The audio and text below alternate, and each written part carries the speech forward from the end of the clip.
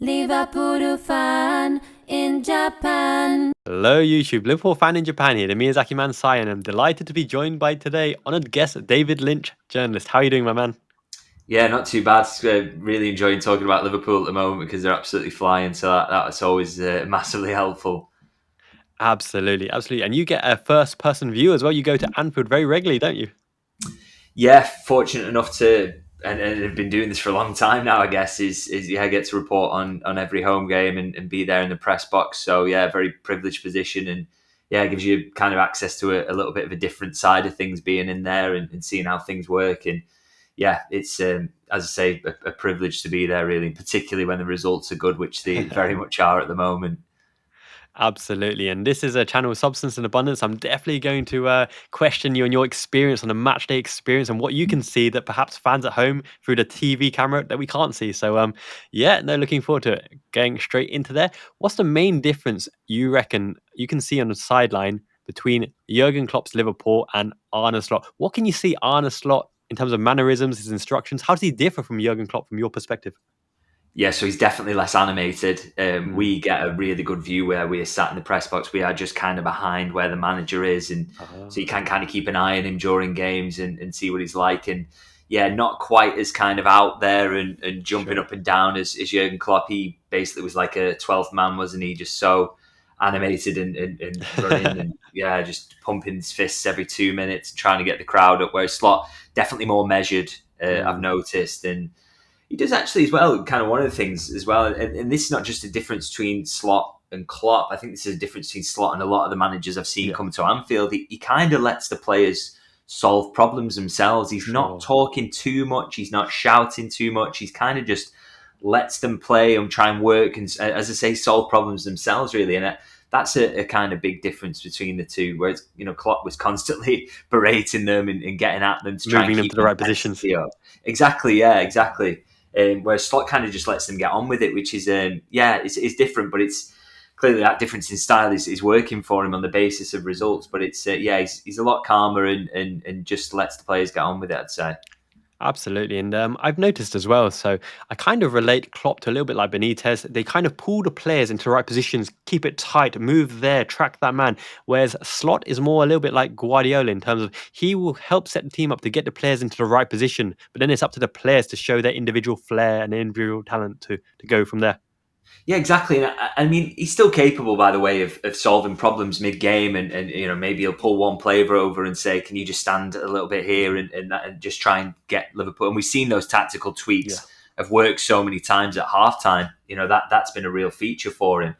But he does pick and choose his moments to do that, and mm, as you say, will just kind of let the players get on with it. He's got clearly a lot of faith in them to solve sure. problems and to get through games and find spaces themselves as well where in the opposition formation. So and then when they can't do that, pulls them in at halftime and tries to work it out with them there, showing them clips up on Mm. the screen that's in the dressing room. So that's kind of the way he approaches it, and as I say, it's working for him. And that leads me on to the next point. That's actually something that I noticed on very early on in Slot's interviews as well. He mentioned that in training, they've specifically set up different tactics according to the opposition's formations. So, have you seen in the matchday environment when the opposition switch shape, do the players inherently know how to react to that, or are they waiting for that halftime instruction from Slot before they tweak tactics? I'd say that's not been so smooth so far. I mean, I Mm, think they were probably better at adjusting to things earlier in games under Jurgen Klopp, and the reason I feel that has been is because obviously under Jurgen, it's so easy from the sidelines for him to say, "Okay, I noticed this side is doing this particular thing. Do you remember 10 games ago, or even last season when we did this to counteract that? yeah, Can you do that again?" Whereas for Slot, he doesn't have that bank of games with sure. this team to kind of lean on, which is I think is why one of the big reasons so many of his big tweaks have come at half time. He's needed that Yeah. time to get them in and explain and show them examples. And so I think he will get better at tweaking things earlier in games when, like I say, he's got that history Sure. and joint history with these players. So that's one of the things he's maybe not as adept at so far, but that will come with time. I've no doubts about it. And the big upside is that even when things aren't going perfectly, Liverpool are very hard to score against, which is all Yes. down to how this manager set them up. and also, that means that when they get in at halftime, they're usually only one goal behind, or it's even, or whatever. It's a very close game, and those tweaks of 9 times out of 10 have come off for Arne Slot. They've been such a success. So he's clearly very good in terms of his tactical approach, and knows what he's doing to get the right things out of his players. Yes, he definitely is a tactician, and I love how he mentions as well. He's not just a tactician on the tactics board all the time. He's a man motivator, manager as well. Makes them run the hard yards, put that intensity in. And in terms of intensity as well, I've noticed his demeanor from the start of the season, right? In terms of reactions, hands in the pocket. Yep, we scored. It's all good. But as the season's going on, he's becoming more and more animated on the touchline, like big reactions and oh no, and coordinating as well. Do you think it's because of the position we're in? He now really believes that we can potentially win a lot of trophies, silverware, or do you just think he's now seeing the referee decisions on the pitch, the reactions of the opposition coach, and in this moment in time, what do you think leads to his difference in reactions? Yeah, well, I'd say I'd still stick by that. He's not quite Jurgen Klopp levels with that, but I know what you mean. He is. So we're seeing a little bit more animation for him in recent games, and I think, to be honest, that kind of speaks to the fact that there's been a lot of big games recently, and a lot of tight games. You think about how that Brighton game played out. You think about Arsenal; it was a really tough one. Even Aston Villa at the weekend was obviously it looks on paper a comfortable 2-0 win, but it was a tough game, and Villa gave them a lot of tests. So he's clearly getting invested in those moments, and I think that's been a part of it. And he will, of course, as well become increasingly exasperated with the referees in the Premier League. I'm sure that is something that will get to him, as it did his predecessor Jurgen Klopp. But it's he does seem the investment, the emotional investment is growing, which again I think can only be helpful and will help endear fans to him as well. I think fans all like to see that kind of thing. So it's great to see that it's kind of got into him and got under his skin already. Yeah, no, absolutely well said.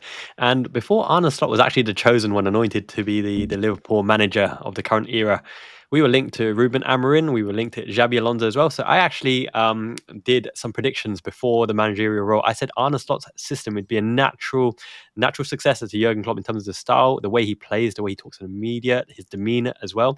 How much did you know about Slot before he came to Liverpool, and what's the difference between what you thought when he was appointed as to what you think now about him? Yeah, well, you're a superior analyst to me, because I didn't know very much about Arne Slot, to be honest. So much of my focus is on Liverpool, and I love football, and I watch it as frequently as I can. But I must admit, I'm not as sort of well versed in other leagues. I don't have the time for that. I've got a 2-year-old, and I'm not sure my wife would let me watch that much football, unfortunately. So. I didn't know an awful lot about Arne Slot outside of the fact that Tottenham had liked him and had tried to appoint him a while ago. And everything I kind of learned was basically once the link had come out and it seemed that he was going to be the one. And I think what jumps out immediately, and this was the thing I was always looking for in whoever would be the next Liverpool manager, was kind of someone who had achieved more than you would expect on the budget that he had. So obviously in the Eredivisie, that means overthrowing the likes of Ajax and PSV, which he had done. He had that European performance in the Conference League, which was very impressive, getting to the final there. So those things jumped out at me, and that's what you're looking for as a basis. In terms of how he approached things tactically, I was utterly clueless, so really did not know what to kind of expect with that. But I've just been impressed with each passing week with really how he works in that.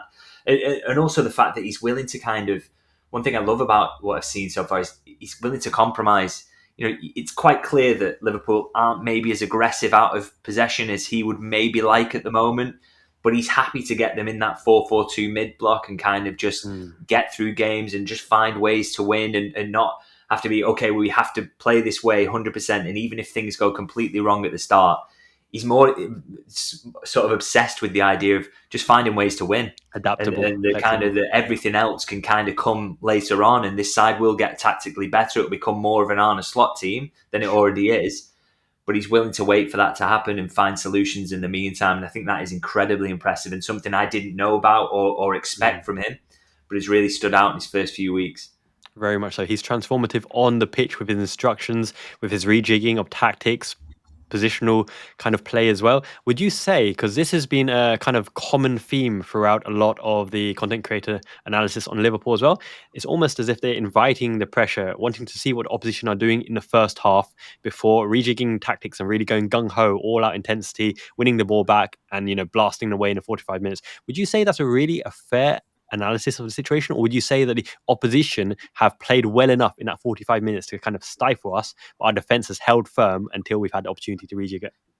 Yeah, I wouldn't say that was an aim from Arne Slot, is to kind of suss out the opposition in the first half, because you can't want to go into it by giving up 45 minutes to the opposition effectively. You're giving yourself 45 minutes to win a game, and you could always be 1-0 down at that point, which we have seen in recent games. For Brighton, the great example of that. So I don't think that this is a tactic. What I think is happening is what you allude to there, is that sides are coming and they're very good and they've got a great plan that works. And sometimes Liverpool just got to react to that. That can happen if you're coming up against good managers with good players. Sometimes they will catch you out, and teams are trying all sorts. I mean, Slot referenced it, didn't he, after the Leverkusen game? The fact that they went with something completely different in playing Boniface off the left-hand side and Wirtz as a false nine, something he hadn't seen them do in his analysis. And so, teams are trying to catch Liverpool out a little bit. Brighton similar, actually, with dropping in Ayari with the centre halves to kind of try and discombobulate Liverpool's press. That worked really well, and Ayari, I thought, was fantastic in that game, by the way.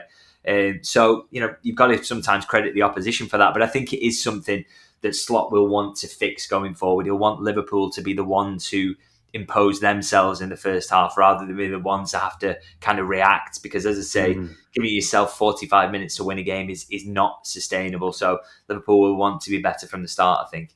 I love that, because that's exactly my take on it as well, especially because Arne Slot referenced it in the post-match interviews as well. We don't intend to start that way. It just, the opposition have played well, give them credit. And I think that's something, as most football fans can't appreciate, that the opposition have a right to play well, have a right, to be in the game. It's not just your side and what you can do to affect them. They can affect you as well. So no, absolutely true. And then speaking of the kind of press conferences as well, how refreshing is it to see such honesty? It's almost unusual to get that amount of insight into his thinking, why he's doing things, the way he's doing things, and his explanations.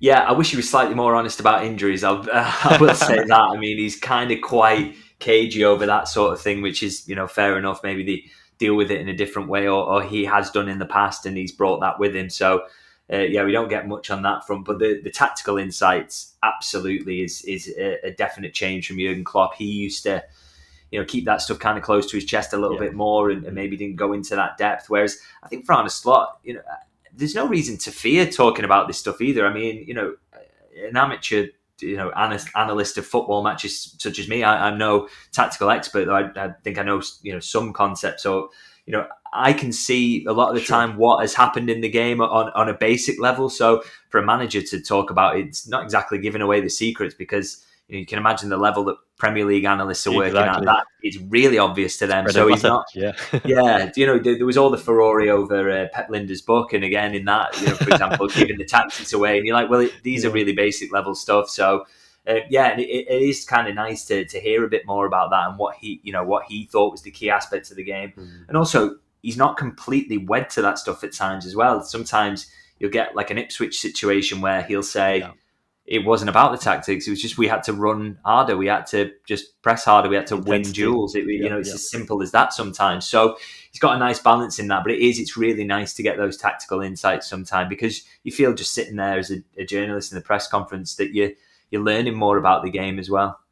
Yeah, no, absolutely. I hear that completely. And in terms of the kind of journalist point of view and side of things, how difficult is it to balance between, obviously everyone, content creators, journalists need clicks, need views, right, for the articles, balance between the real substance of the article, what the message you really want to get across is, compared to luring and making it kind of sensationalism in order to, really attract the fan base and, get into the heat of the moment, the absolutely prominent piece of news, as opposed to what you really want to write about. Yeah, I guess sometimes it's, you do want people to be tempted to read what you're writing. So, there is that temptation to go a bit sensational with headlines or whatever. But I tend to avoid that on the basis that I think, look, if what I'm writing is interesting enough, people will read it. I think, you get a reputation for writing about topics that are interesting. And if you're writing about an interesting topic, the headline generally will just be interesting enough on its own anyway. You don't have to sensationalize it. And I think it's kind of diminishing returns if you do get a bit sensational, because people will click it that once and then they'll go, okay, well, this guy oversells it with his headlines. There's no point going back to him. So it's about building up trust, really. But as I say, I tend to think that if it is interesting, it will come across in that way anyway. So it's not sort of a battle I have to think about an awful lot. And obviously working for myself, I get to do my own headlines these days, which means that I don't get kind of screwed over in that regard. So that's quite nice. Absolutely. Speaking of which, Substack, David Lynch is on there right now. Make sure you check it out and subscribe as well, because that's your main platform right now to spread the news. Yeah, so I've been freelancing for a while now, but decided to kind of go down the route of kind of just looking after it myself, which is moving everything to all my written content, on the majority of it to Substack. So it gives me a lot of freedom, which is great. And thankfully, quite a few people have paid to subscribe. It's kind of only £5 a month, and I genuinely like to think there's a good offer on there in terms of, you get post-match podcasts with no ads, analysis, transfer news, just team news, every sort of bit of news and analysis, graphics, all those sorts of things. So I like to think for a one-man band, I'm getting a pretty good offer together there. So I'd urge people to kind of check it out, maybe even just try it out for a month and see if you like it. So that's at davidlynchlfc.co.uk if you want to try it out. Excellent. I'll drop a link in the description below as well. Make sure you guys check it out as well. Speaking of the kind of journalist presence as well, everyone has a kind of online web presence as well. How much do journalists pay into the fact of the kind of reputation online? Because even amongst the Liverpool fan base, I hear on Reddit and other places, Joyce and Ornstein, certain journalists, if they post something, it's almost a done deal. How much do you really pay credence into this reliability of the journalist name? Yeah, to be honest, massively. I mean, I know, when I kind of look at Reddit from time to time and see where I'm kind of rated on there. And thankfully, I think I'm on the tier just below Joycey, which is absolutely fair enough by me. I think he's phenomenal and he's a great guy as well. So, but I'm kind of happy to be that close, to be honest. And I think it is important, because I think people will, ultimately people will click and trust your work if you build that reputation over years. And it takes time to be known as someone who gets news and gets the right news and doesn't just publish nonsense. So I'm very kind of picky about, how well I will source things. I mean, sometimes to my own detriment. For example, a good example over the summer is I kind of had the Zubimendi story in the palm of my hand, but kind of was just a little bit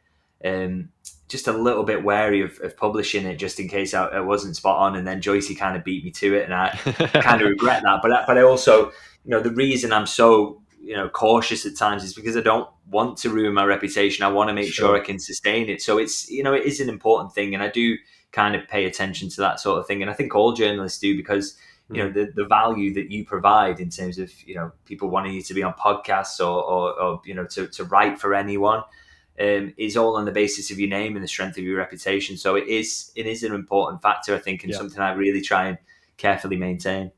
Absolutely. Of course, the web present, the internet never forgets. So if you are respected and reliable and consistent as well, I think people will get onto that, right? And that kind of leads on to the, your articles and the quality of them as well. It speaks for itself. So when you read that week on, day in, day out as well, that's everything to your kind of namesake. So much credit to you for keeping up the consistency throughout the years. Definitely. Oh, thank you. I absolutely try my best. Like I said, I'm not quite Joycey levels. That guy's absolutely ridiculous in terms of getting news. But it's nice to hear that, and I do kind of, that's something I really, really do try and endeavour to do, is to be a reliable source. Indeed.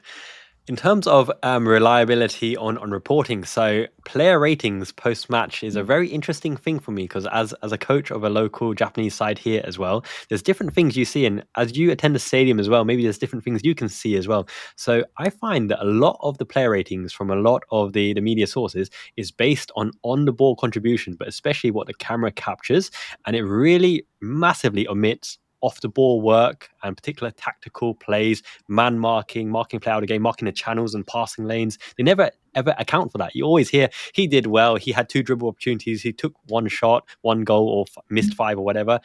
How much do you think like in terms of improvement, can be made on player ratings, because I massively disagree with the majority of them, in all honesty. Yeah, no, they're so. I will say they are so difficult to do. I mean, for example, the Echo will do their player ratings, and they've only got to focus on Liverpool. So you will sort of have a tendency to bias towards those. You'll never sort of suggest that, say, an attacker doesn't really impact a game. You'll never give credit to the opposition for that, and you'll never mention that. You'll only focus on them. Kind of, it will come across as them having a stinker, and as you say, there's a bias towards those kind of on-ball contributions. Yes. There's no talk about the things you can't really see on television. It's hard, really. I would just say with player ratings, I always think they should just be taken with a pinch of salt. Sure. I just think, because the ones I have to do, for example, around matches, I have to do both teams if it's a Premier League game. And I mean, you can imagine how hard that is to rate 22 players. You've only got 90 minutes. You've got to sort of be across. You might be writing up someone's rating and miss some big contribution from someone. It's so intense. So I always think player ratings for me should kind of be taken as a little bit of fun, because to do them in depth for 22 players, even for 11 players, it's hard. Is virtually impossible. And I think we've probably got to acknowledge that that's the fact. It isn't really possible. So it's very, very hard to get those right, and not my favorite thing to do, to be honest. I don't do them on my Substack. I just do them for the place I do matches for. So I try and avoid them, because it's so tricky to get that right, and of course everyone's also got an opinion as well that they'll let you know about them. Indeed, no, that's absolutely fair. It's a bit of mindless fun, really, and everyone's got their own opinion and own criteria for rating. So get a bit of banter, really, isn't it? Yeah, and like I say, people will tweet you at full time and let you know if they don't agree with you. So I'm just I try and stay out of that if I can. Indeed. One particular piece of terminology that I think drives fans up the wall in terms of when transfers come into play is we are monitoring, or we're interested in, or there might be some movement in. So in terms of journalist speak, what does that actually entail? Because that could mean a million different things. Like, are they on the shortlist? Are we actively chasing them? Are we just aware of their name? What does that actually mean?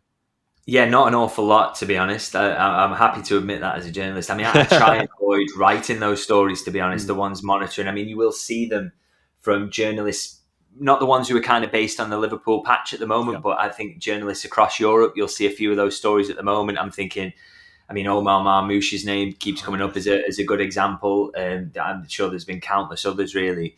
The fact is, I mean, it will, I'm sure there's an element of truth to a lot of these. So, for example, you've got a player of Marmoush's age. He's on the sort of brink of coming into his peak years. He's scoring prolifically in a top European league. I'm sure someone of that profile is being watched by Liverpool, and also being watched by Manchester United and Arsenal, and everybody else will have scouts coming down to games to look at them. So you could probably write that about thousands of players, really. But the reality is, it's such a long way from being interested in to firming that up and that becoming anything. So, I mean, I would almost go as far as to say that any stories you kind of hear at this time of year about monitoring or interested in, you can almost kind of dismiss them out of hand, unless it's coming from someone close to the patch. You think, okay, that's someone who could be in the top one or two targets in that position. I think everybody outside of that is, a lot of the time servicing agents and helping them out by drumming up interest. It's got to be, again, I would just take all that with a pinch of salt massively, because I think, any transfer links at this time of year tend to be very, very loose. And while there will be an element of truth to a few of them, because Liverpool monitor an awful lot of players, that doesn't mean much in the grand scheme of things. And it's a long way from that becoming anything. Absolutely, especially because the situation changes on a day-by-day basis. It could be injured in training, it could be different priorities. And that leads me very nicely to the kind of Wataru Endo Zubimendi loose link in the summer. So obviously we're after Martin Zubimendi, but I think a lot of fans understand by now we're after the player with that particular attributes, with that profile. It's not that we blanket after DM or after number 6. It's a specific player with a specific skill set. And then there's that news that Wataru Endo may not be fitting Arne Slot's tactics or his plans, or he might be out of favour, for example. And it was very interesting because obviously a topic close to my heart, but Wataru Endo has a live vlog in Japan in articles, and you have to subscribe to it as well. And he was talking around Arne Slot, explaining to him his roles for this season, the differences in what he needs to do tactically, for example. And he's really looking forward to the challenge. And Arne Slot took him aside and told him, he's counting on him, for example. And then you hear the news in the kind of British media that Endo's completely out of favour. They're trying to get rid of him by hook or by crook, and with no kind of like-for-like replacement. And by that, I mean Mourinho's Matic or Arsenal's Gilberto Silva or Guardiola's Fernandinho, the older statesman who comes on to see a game out, right? The enforcer that helps you reliably close a match out, to teach you the ways, by hook or by crook to get the points. How did that come about, that Endo story, that he needed to, he wasn't in Slot's plans? Well, I will say and is kind of my understanding that that's still the case, that he's not massively part of the plans. And I think, in fairness, you can see that. I mean, he's played very little so far. I mean, it's to his credit that he started to be trusted to come on late in games to help see them out. And I think that says everything about him as a character, by the way, in terms of his commitment in training and the way he sort of forced himself back in, which, by the way, was something I wrote over the summer, was that was his intention to do that, whether the manager wanted him or not, that he was going to fight his way back in. But I still stand by my reporting, and I think others have maybe mentioned this as well, that he isn't really a massive part of the manager's plans. And as I say, I think you can see that. I mean, he's not this number 6 profile that you would think that Arne Slot would like. So it makes sense from that degree. And that is, of course, what sources are kind of backing up to me. It's hard to see how he fits in that. And I think there was a willingness on Liverpool's side to sell him. But obviously, once he didn't get Zubamendi, keeping him around makes sense. But I think, between now and the end of the season, I don't expect him to get an awful lot of minutes outside of the League Cup. And I think, again, that will kind of reiterate that in the long term, he hasn't got a massive role to play under Arne Slot. And that's a shame, because I thought he did absolutely fantastically well last season. And as I say, done brilliantly when he's come in this year as well, even though he's been called upon less. But it's just that profile fit isn't quite right. And I maybe wouldn't expect Endo to maybe go into, on his personal blog, that people can see the fact that the manager is having those conversations with him. I guess that's kind of, airing your dirty linen in public a little bit. And so, he maybe wouldn't want to explain that. But, I think it's very much my understanding. I think it's been backed up by what we've seen in terms of his limited minutes. And I still think come the summer that there'll probably be a change there. And maybe he might feel as well that it's probably better to go elsewhere where he can play more regularly, because I still think he's a fantastic player who can play at a high level as well. Indeed. I just thought the timing was very, very interesting, because I think Bajcetic was already gone out on loan. And if Endo were to be sold in that kind of window, that would leave Tyler Morton as the kind of predominant main role 6, apart from McAllister. So with Gravenberch coming in as the kind of predominant number 6 as well, would that entail a kind of change of pattern? God forbid that, Gravenberch, with his form at the moment, got injured. That would leave a kind of Tyler Morton or Maka in the 6th role. Do you think Slot would have been happy to go with that kind of setup? No, I think the sale of Endo was kind of after the point that Zubamendi wasn't going to come in. I think that really became much less of a possibility. But I think very early in pre-season, he'd made clear that he wasn't kind of part of his plans. But once they hadn't got someone in, I think they knew that he was going to be a useful body to have around. And he has picked up those League Cup minutes, by the way. He's taken them off somebody else, and meaning that they don't have to have that extra 90 minutes in the legs. So he's been massively useful and played well in those times. And of course, the couple of times he's come out to see out games. So I think it would be contingent massively on Liverpool getting someone else. But I do think that that's something that's going to happen, if not in January, then in the summer, that someone else will come in who maybe fits that profile more, and that will open up the possibility of Endo moving on. I don't think they would just let him go with no replacement, because there are clearly some minutes there. Yes, indeed, especially in the cup games and to close out the games as well. And as a dedicated number 6, a destroyer who knows the role as well, an experienced head to see out through the games. And this leads on to the next point as well. So do you think, bearing injuries and with the squad we have at the moment and the momentum we have at the moment, that the January transfer window could be a difference maker? Because historically it hasn't been the biggest difference maker, but could it be the difference maker in that few points that will separate us and City at the end of the season? I would like to see Liverpool strengthen. I mean, going on that conversation we've just had, I still, for them to get in that ideal midfield profile, I wouldn't be against it if that's what the manager still wants and that's what they kind of need, and that is the expectation. So if they could do that, I think the other area you could say would or could need strengthening is maybe left back, and I wouldn't imagine something's going to happen there in January because they've got two there on the books who, I think they are happy to get through the season with those two. That's maybe something that gets addressed in the summer, one of those to perhaps leave and maybe address that then. But I think left back is an area that could be strengthened, but possibly in the summer. So, I wouldn't mind seeing something happen there in midfield. But I think, other than that, really, if Liverpool get fortunate with injuries in midfield, I don't really think they're massively short anywhere. I mean, two very good right backs, two great left backs, four really good centre halves.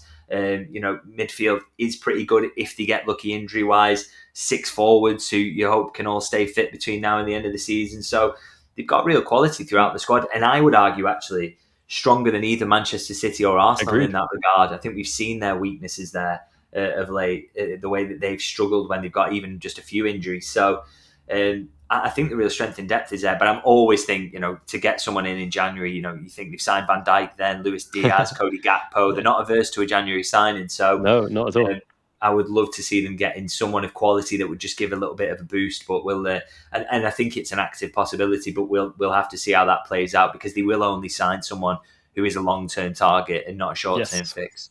Agreed. Barring injuries, it's going to be someone like Coutinho. I think Coutinho, correct me if I'm wrong, came in January as well. So a hot prospect that could really make the difference. A wild card because they're not going to have that full pre-season with Liverpool to get to grips with the training, with the tactics, building that rapport with the teammates, that chemistry.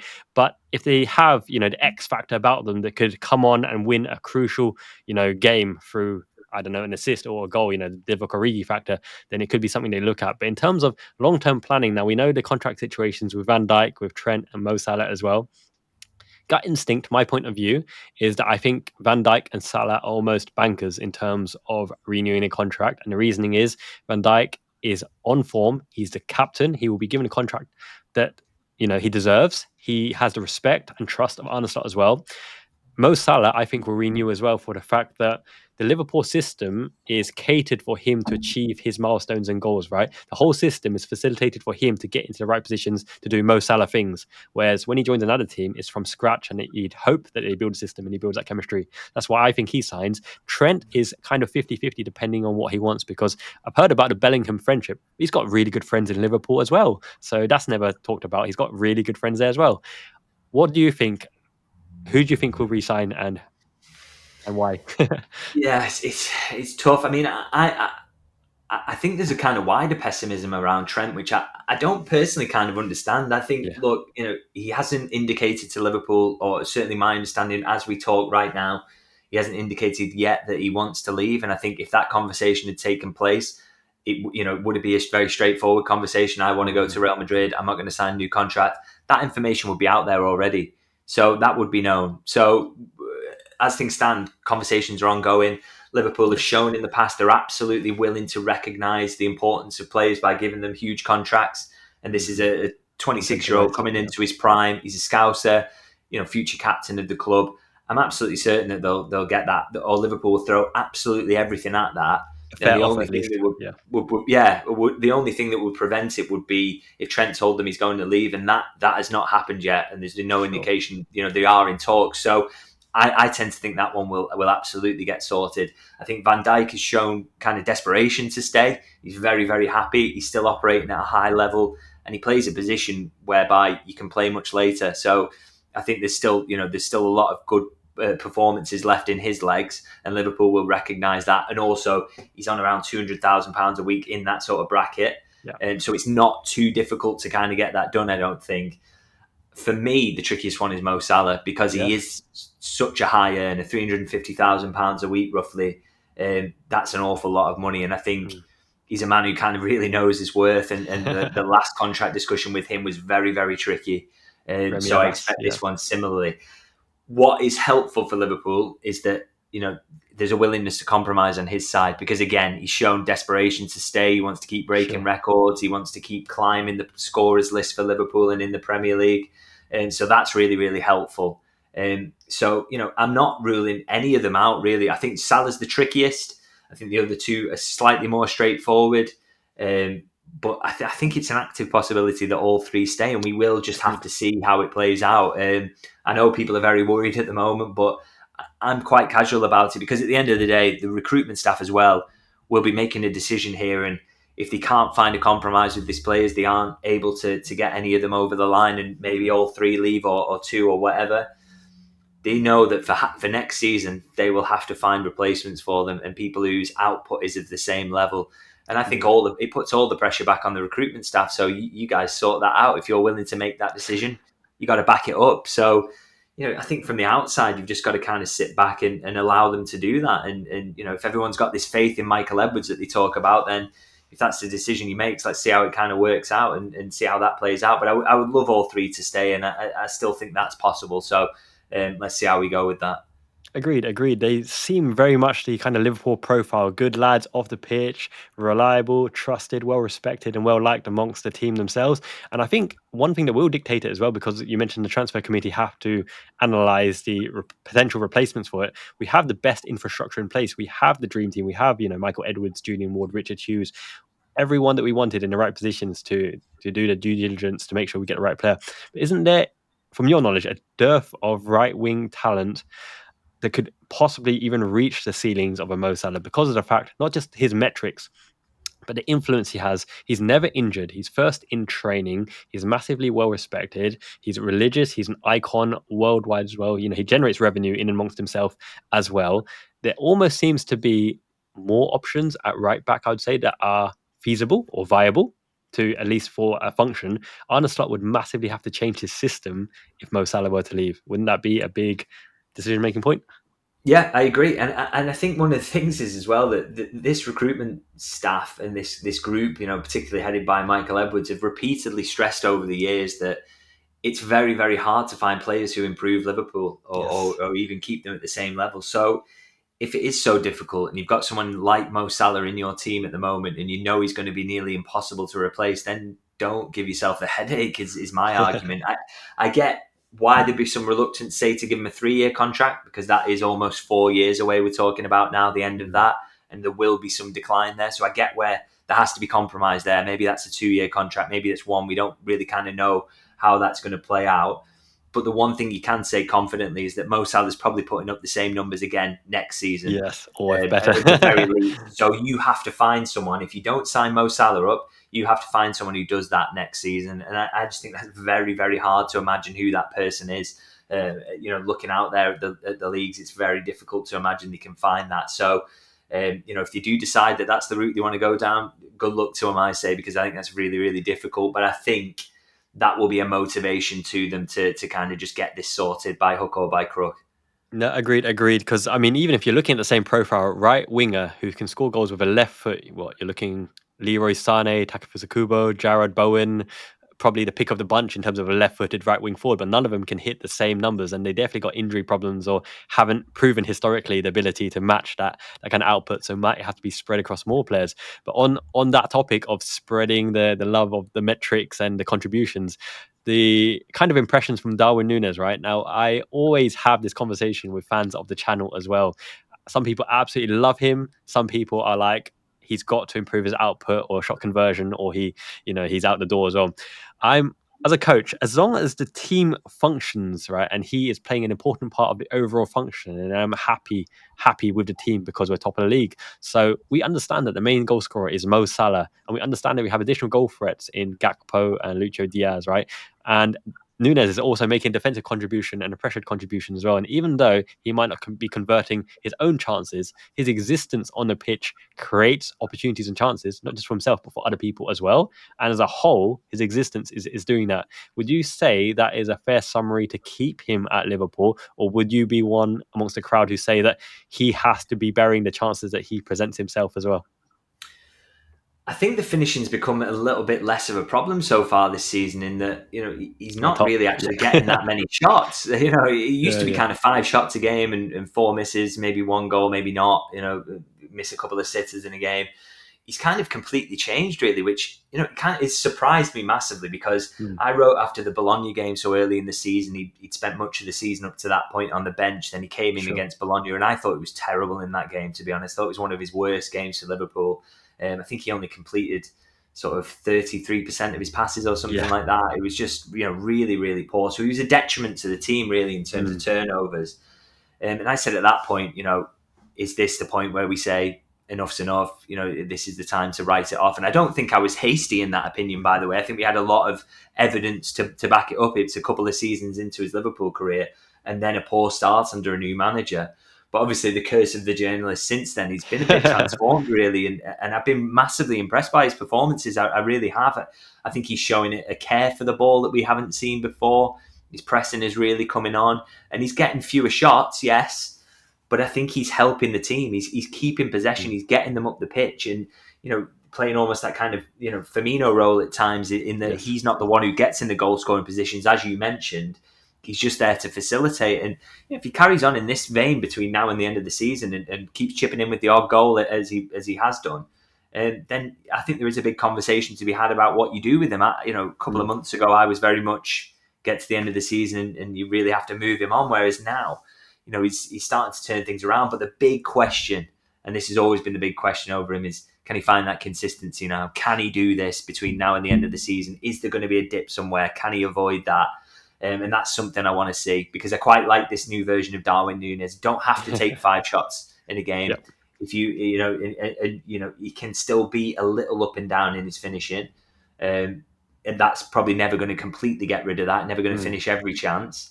But if he's contributing in the way he is in general build-up play, then and he's pressing in the way he is, then absolutely happy to have him around. And I think that's testament again to Slot's coaching, that we've seen a real kind of marked improvement in him in recent weeks, and long may that continue.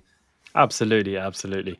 And in terms, that leads me nicely to kind of squad building as well. Now, historically, Liverpool fans have, for better or worse, had a bit of squad envy on a lot of our richer neighbours. For example, Man United, Man City, Chelsea splurging the cash, right? Darwin Núñez is a rotational option at the moment with Jota. He's not cemented first team, but he's not cemented on the bench either. He's a rotational option with Diogo Jota. We finally have a £70 million striker on the bench in the rotation as well. When we're building these valuable assets, he's got a high ceiling. You can't say in terms of raw attributes he's missing anything. He has every type of shots. So he is that function off the bench. But what's really impressive, not just Darwin Núñez, but the squad as a whole, at the start of the season, when you line up the squad composition with a Manchester City or an Arsenal, I put my head out on the line and said, I think we win the Premier League because I think we have the most rounded and most flexible squad. If you remove the names and look at attributes of the players, I think we have the most balanced squad in the Premier League. And a tactician like Arne Slot can really, really utilise that, because I think Arsenal lack the firepower. You can never hang your hat on Havertz or Jesus to fire you to a victory. The defence has been winning them games. Man City are so funneling everything through Haaland at the moment. If Haaland is not performing and not firing, then the consistent goal threat, they don't have the wild card in like a Mahrez anymore. Gundogan is getting older as well. De Bruyne has got injury notes. Would you agree at the start of the season and now as well? What was your perspective on the Liverpool squad? Did you think we were really that strong to maintain the title push? Yeah, I always thought strong enough squad-wise. I thought one of the big things for Liverpool is they had to stop getting injuries at the rate they were previously, because I think that created unnecessary question marks around squad depth for Liverpool. I saw people saying this coming into the season, they don't have enough players in X or Y position, and I just disagree completely. I can see it. The problem is that Liverpool just were getting injuries at such a freakish rate that it was starting to maybe look like they didn't have enough players, but they've got quality in depth as well. Just all over the pitch. I completely agree with that. And I think, City at the moment, we're seeing that is not the case. Guardiola operating with a smaller squad. And one of his issues is, I think some of the replacements they've had in the forward line haven't hit the levels of those they've replaced. For example, Savinho's not quite doing what Mahrez did. I think Phil Foden's having a bit of a season regression off the back of a season where he massively overperformed expected goals last time. That he's getting caught up by variance, which happens to absolutely every player. Sure. So that's hurting them. And as you say, so much going through Haaland. They've also got a team full of 30-year-olds or 30-plus-year-olds that are really starting to feel the pace of winning 4 titles on the bounce. So, Gundogan has come back and not been the same. Kovacic, De Bruyne, Bernardo Silva, Kyle Walker. There's so many of these experienced players who are not hitting the previous levels. And that is normal, but it's happening to them. And as you say with Arsenal, I agree the question marks for them is always firepower. Now, they seemed to find a kind of solution to that last season, but it's always been my big question over Mikel Arteta at Arsenal is, can he consistently be very good in attack and elite level there? And I'm not convinced. And I think, and again, you saw with them, as soon as they get a couple of injuries, which they've avoided over the last couple of seasons, the squad depth doesn't look too hot. So it is. I think that's Liverpool's biggest strength in this title race. It's just about maintaining that consistency, and if they can avoid injuries a bit more than they have recently, then I think they're well placed to go on and have a real crack at the Premier League title. And I think it could be, maybe it'll be a lower points tally this season, perhaps, because we're seeing those flaws in Arsenal and City, or maybe it will be around 90 again, and Liverpool are the only ones who get there, because I think they're certainly capable on what we've seen so far. Absolutely, especially on the back of defensive solidarity. And you've seen that remarkable kind of change in Trent as well, right? Holding position in defensive line. Now, he's always been pretty decent at shuffling the opposition around the outside and closing the kind of prominent positions for the opposition to convert a goal-scoring chance, right? But he's actually... his attention to defense is really, really noticeable this season, in the fact that he doesn't always have to be the main playmaker or traverse into the midfield or get on the ball. But when he does get on the ball, he tries to make those moments count. Arne Slot defensively is really getting all the bodies back into position, making us hard to break down. And that as a basis for the success is phenomenal, especially because it's not something we've really seen in a Jurgen Klopp system, the intensity to get back into shape so often. Do you think Trent's new position would finally kind of change the mindset of the media? Because notice how opposition have been targeting Kyle Walker. Now, Kyle Walker has always been defensively solid, but he's a bit flaky this season. But Trent has been remarkably solid defensively this season. Do you think the mindset can ever change on Trent's kind of defensive liabilities?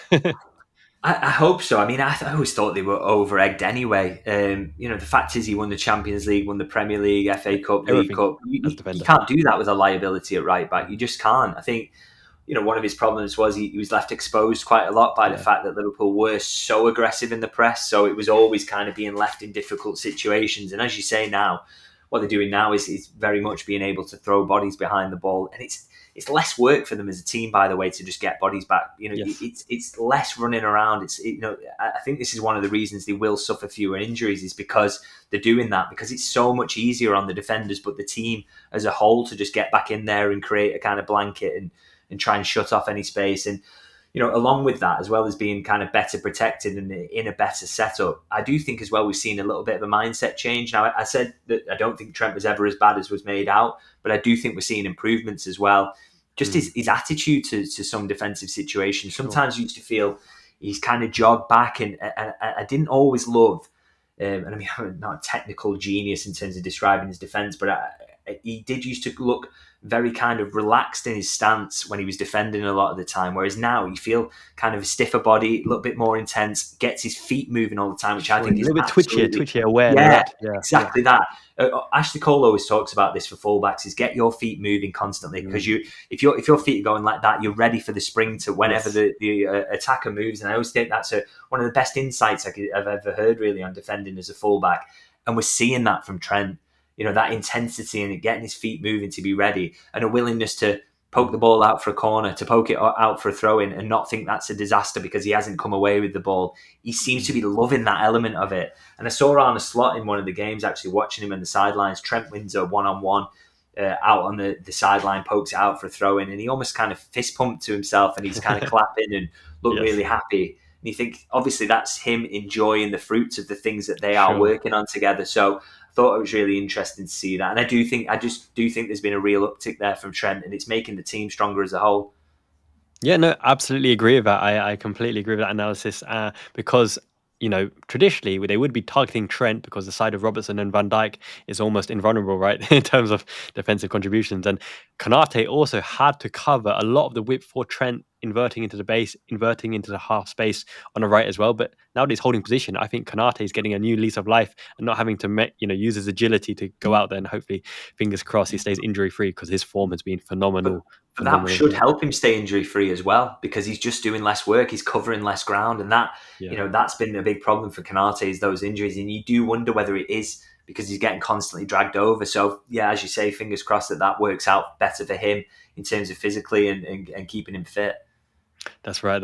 And in terms of kind of roles and what you can see on the pitch, right, from the bird's eye kind of view, Szoboszlai in the 10 position, right? So he's much debated at the moment in terms of his actual effectiveness. So everyone's got this romantic idea of a number 10, right? One Roman Riquelme, Aymar, threading through balls, or an attacking midfielder, Lampard, Gerrard, late ball running, arriving to the box, scorches from distance, which Szoboszlai can hit, a good ball as well. But he's almost like an advanced presser in that position. He's a body that holds position, that can move the defense around in around the sixth position. He has a long shot, but he doesn't utilize it so much. He's got a wicked cross, but he doesn't always deliver from the right hand side as well. But his pressing statistics and his intensity in pressing is a very important part, because I noticed that him and Jota lead the press, right? In that zigzag kind of formation, W formation, Lucho Diaz, Jota, Szoboszlai, and Salah. It's either Jota or Szoboszlai that instigates it.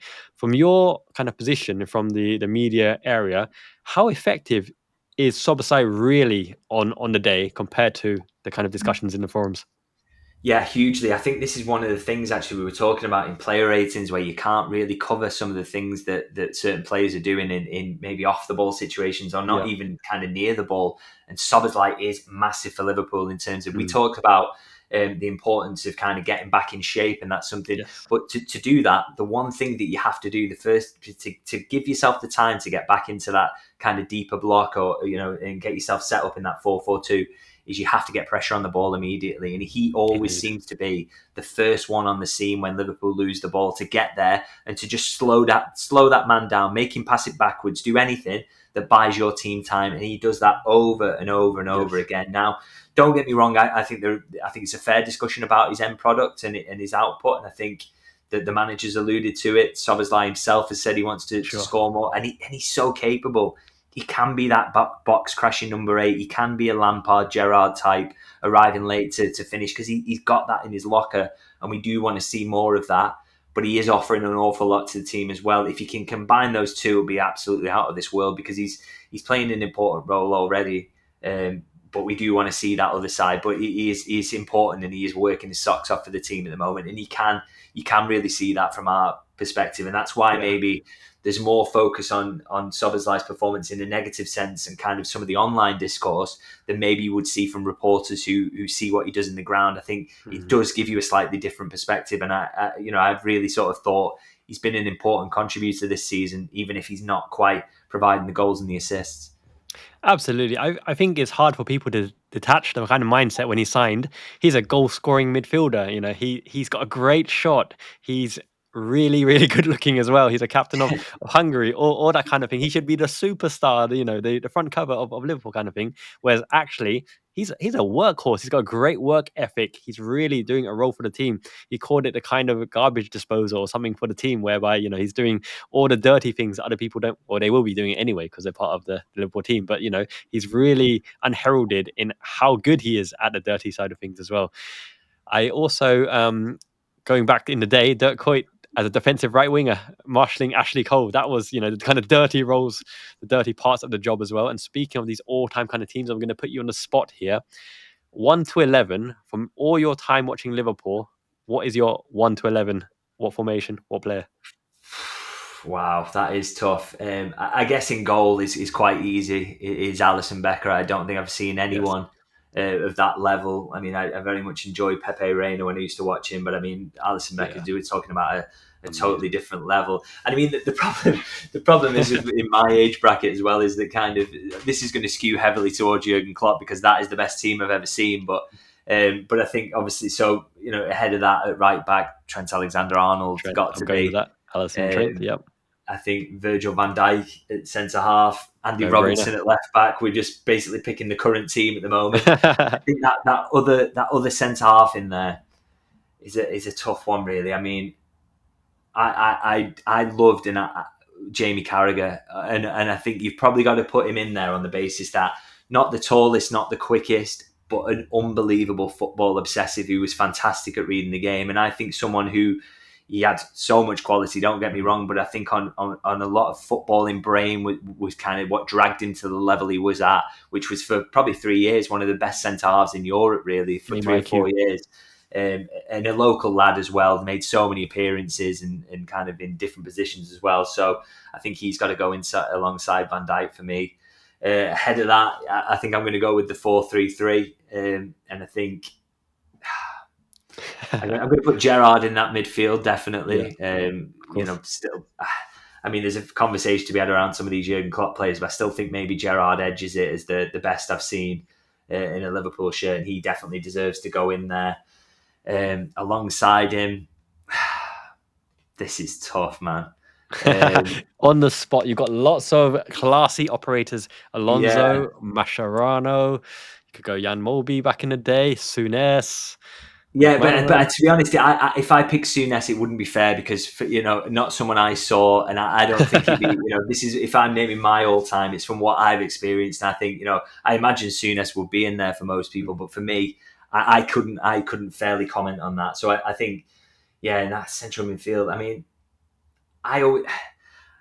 I'm maybe going to put Alonso in there because I think I argued the other day that he probably only had 2 truly great seasons at Yes, Liverpool, the but last one. they were truly great, and he was just such a class operator, and I think he showed elsewhere just how good he was by what he went on to win. So I think he'd be in there alongside Gerrard. And do you know what? To kind of as good as Fabinho was, and he probably was better. I'm probably going to put Mascherano in just to complete that 3 because I think they were The so best good as a midfield in the world. unit. Exactly that. And I absolutely adored them at the time, and I think they've got to be right up there. So they work so perfectly, such a balanced 3, and probably a more interesting collection of midfield profiles than we ever saw under Jurgen. That was slightly different. He was more about shutting the midfield down. So I put those 3 in there. I think they work really, really well.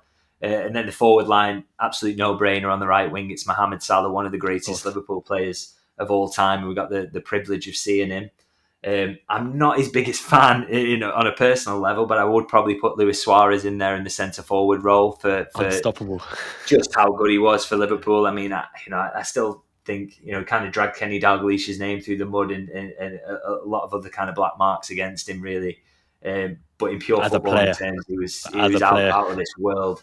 And one of the best I've seen by a long way. And then I think that left wing is maybe picks itself again is Sadio Mane. In my era of watching Liverpool, I just think he was part of that team that was the best team in the world for a period, really, and he was a huge part of that. Brilliant worker off the ball, but all the quality he brought on it, head the ball, both feet, shooting. Just an incredible signing and really crucial to what the journey that Jurgen Klopp's Liverpool went on. So I think that's my 11, which, thinking about it now, is not a bad team at all. It's a pretty damn good team. I mean, if you're looking all-time 11, right? Who could you take? Hansen over Carragher, perhaps? Souness maybe over Mascherano. Barnes and Mane's up for debate. So that's probably close. In terms of technical attributes, I always love Fabio Aurelio, even though he's injury prone and a sick note. Just what he could do. He's like a left-sided Trent, basically. He could deliver the ball from any direction, smack a free kick in, classy. Shame about the injuries with him. Yeah. Missed opportunity. Him and Harry Kewell, the what ifs on injuries. Yeah. No, absolute breath of fresh air. Trip down memory lane in terms of aspirations for this season as well. What are potential kind of tripping points? What could derail us? We know about injuries as well. Is there any fixture that you're dreading slightly on the fixture list? The what if, the big turnaround? Yeah, always Man City away is a tough one. I'm glad that Liverpool have got them at home first, and that could be a real opportunity to just create an even bigger gap. I mean, but that's always a difficult one. I think Newcastle away will be really tricky this season. They are so strong at home, and it really, these are the kind of tough tests you worry about. I'm looking forward to as well, though, is Everton away.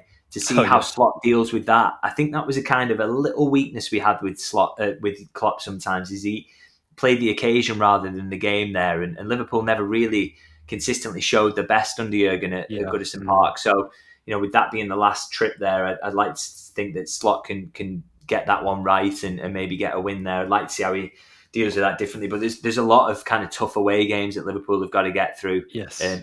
Chelsea's another one.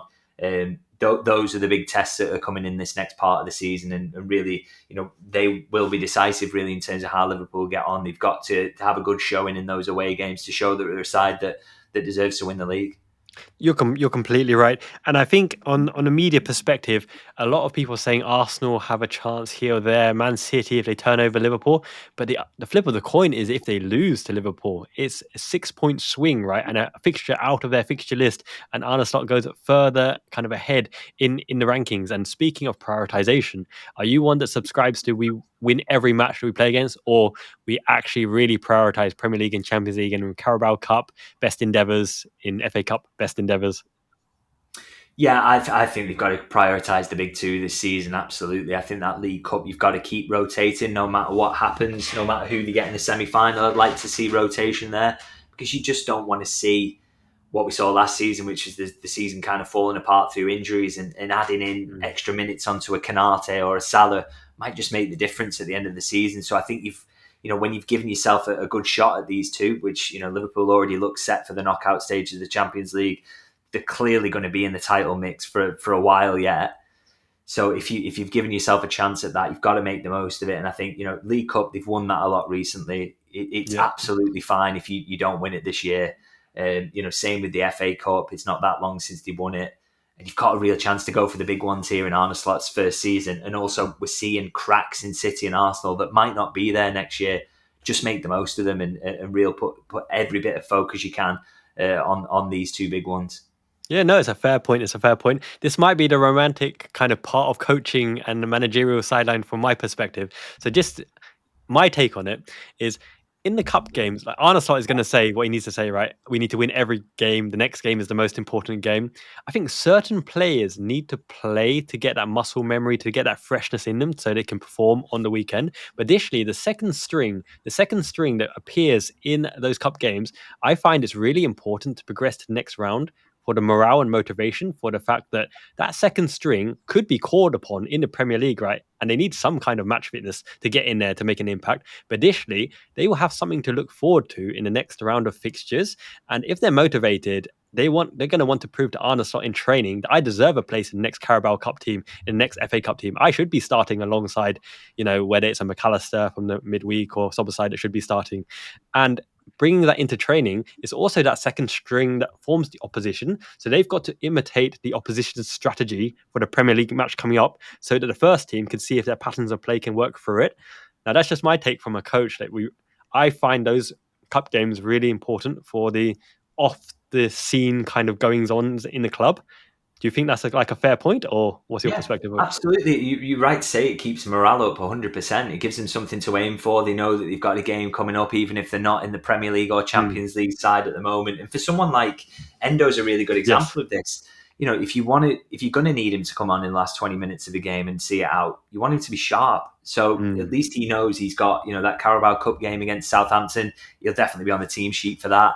That's going to keep him in good nick, hopefully get winning, keep the confidence going as well. Yes. And then whenever you need him, he's sharp, he's ready to go. So that's something I think that's it's helpful from that perspective. But as I say, don't really want to see too many of the first teamers near that. You want to see more of those kind of fringe players.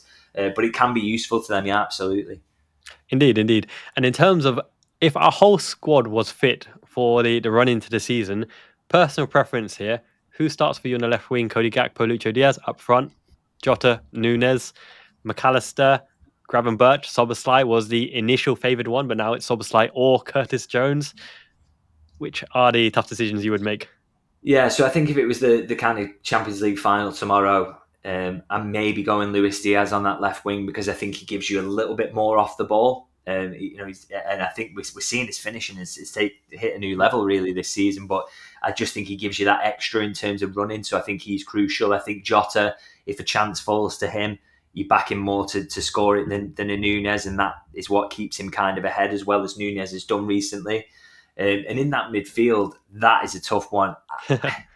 I would kind of lean towards maybe Curtis Jones just nudging in ahead of Soboslai at the moment, just because I think Curtis Jones is playing fantastically well, and I think you can't kind of ignore him. But I mean, you could actually make the argument that maybe kind of Jones comes in for McAllister there, because McAllister's form since the last international break has not been absolutely out of this world, or not as well as he can play. So maybe there's an argument there, and Soboslai keeps his place as the guy who runs around and covers the space. So maybe that's my pick, actually. Yeah, Jones, Soboslai, and Gravenberch. Yeah, maybe. I just think that's a good mix that we will maybe, hopefully McAllister can get back to his best form, but that on paper for me feels like the best mix at the moment. Yeah, no, makes sense. And in terms of the opposition point of view as well, because you can see the opposition, how they line up against an Arne Slot Liverpool team. And that's an interesting point as well, because, they don't know what to expect. They don't know what his plan B, plan C. There's no historical evidence of what he does with this group of players or what he does in general. How do the opposition adapt to this Liverpool team? Are there any weaknesses? Are there any flaws that they can exploit? All the men are behind the ball. They're working hard. There's a goal threat. What can they do? I mean, I think you've seen weaknesses at times, or possible areas that can be exploited in games. I think Aston Villa gave Liverpool a bit of a problem to solve in kind of sitting off them.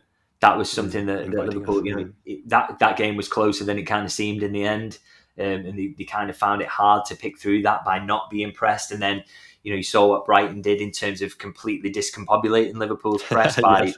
you just disorganised them and found them so easy to play through in that first half. Again, they didn't actually create shed loads off the back of it, but it just is a weakness that maybe could be exploited, that the press is it's not close to perfect at the moment, and Sure. that's something better sides could maybe exploit.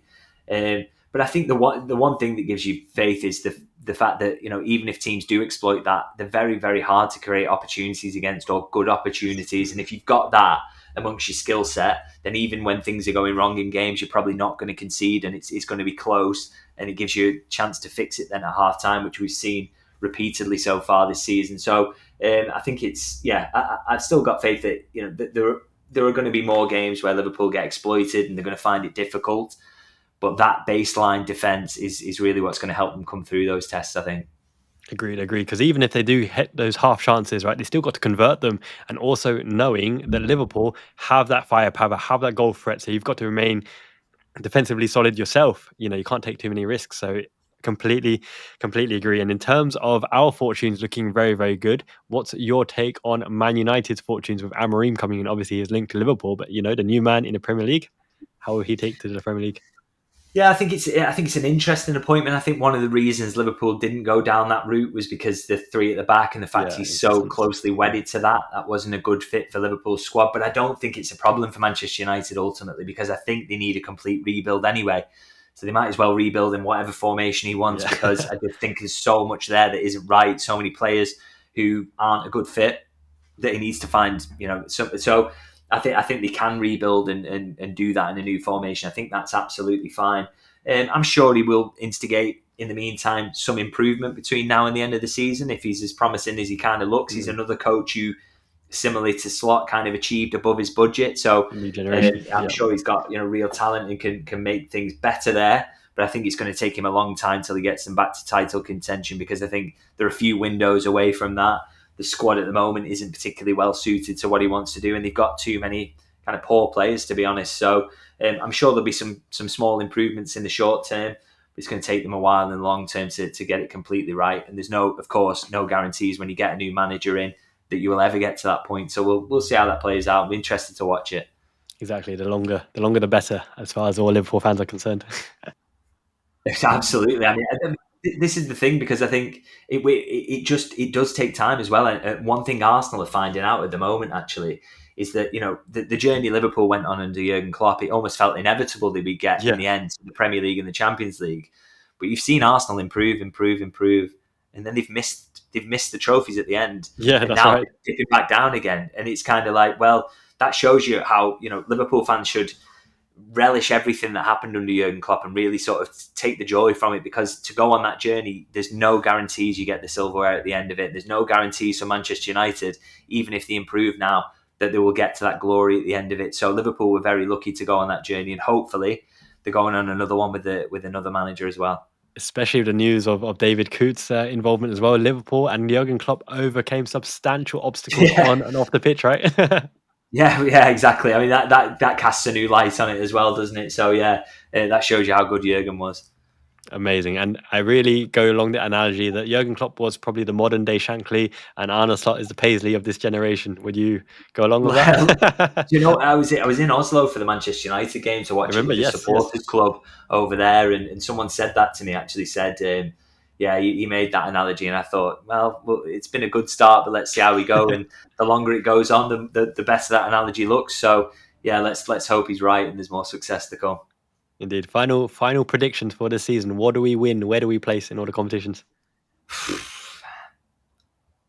I'm going to just say that they'll win the Premier League. I really think that, I just hope that there's a bit more of collapse to come from City. I think maybe a few more struggles to come from Arsenal. And, if people say that Liverpool maybe get lucky in that regard because the other teams fall away, I'd point to the fact they've been so unlucky in the past in some of the Pep Guardiola teams they've come up against. I mean, if Liverpool, if those two teams fall away and Liverpool get it over the line this season, they'll have deserved that luck from the poor luck they've had in the past. So, and I really do believe they're capable of exploiting that if those two teams are struggling. So, I feel like I'm going to predict that they're going to win the league. In terms of Champions League, they can definitely go deep, but it's it's a new manager. There's some really tricky tests that will come in new format as well. Sometimes it's a flip of the coin, isn't it? So Anfield. Maybe they'll go deep. Well, that always helps. But I think, I think it's tough to sort of, say that they'll go on and win that. I just think, if they can get the Premier League over the line, I'd be absolutely delighted with that. And then we'll see where we're up to in the Champions League. And what about the cup competitions as well? Knowing that the rotation will come in, one cup under our belt, or only Premier League as a guarantee, and then the rest would be nice. Yeah, I think with the League Cup, I think it depends what they get in the semi, doesn't it? Because if it's a tough one, and I still want to see rotation there, that could mean you get knocked out. But I just don't think that's a disaster, to be honest. I think I think they will get to the semis, and I think but it's all about what they get there and how it falls in terms of how they can play through that. But we'll have to see. But I don't think it's a disaster if they don't win that, especially if they do go on and win the league, which is my hope for the season. Yep, the bread and butter. I'm pretty confident that he's put himself in a great position, and Arne Slot won't let the standards drop. They'll be on it day in, day out. Premier League, I think we will win that, but it'll be close. I think it'll be closer than a lot of people predict. It'll only be 1 or 2 points in it. Might not be the highest goal tally. Champions League, right? The biggest opposition, Real Madrid's squad are absolutely decimated by injuries at the moment. Man City are inconsistent. But any given team on the day, even like a Barcelona or Bayern Munich or whoever, can turn it around. So hard to see. I think we might get far in that, but I don't know if we can get all the way in that. But I do think a cup competition will be secured under Arne Slot, for the fact that winning anything in your first season is a great achievement. And the Premier League, we can't, there's no God-given right for us to win it, even though we're ahead at this point in time. But he will win something of that. I'm not 100% sure, but pretty sure. Sure enough, yeah. Yes, exactly. David, thank you so much for joining me. It has been a real pleasure. Thank you so much. What are you currently working on at the moment? What are your projects? What have you got lined up? Yeah, so if everyone wants to head over to Substack, as I said, davidlynchlfc.co.uk, loads of analysis on there to kind of look at how Liverpool stack up against other title contenders in recent years. That's gone up there yesterday. Got something coming on my YouTube today, David Lynch LFC on there, which is kind of looking at how things have changed from Slot to Klopp in terms of tactical tweaks that he's made and how the team's performing. So keep an eye out for those. And as I always say, if you can subscribe to the Substack and support my work, I massively appreciate that. Always great to get new people on board, but just to check it out, would appreciate that. Thank you. Absolutely. Well said. Everyone, make sure you support David. He's doing a fantastic job for Liverpool and for the UK media as well. David, when I come over to Liverpool, maybe in a few months' time, then we definitely got to grab a dinner sometime. Absolutely. Yeah, 100%. Dude, let me know when you're over, definitely. Good stuff. Thank you, everyone, for watching. As always, Miyazaki Man, Ichiban, David Lynch. Ichiban means the best, right? Until next time, Janet means ciao. Peace. Liverpool fan in Japan.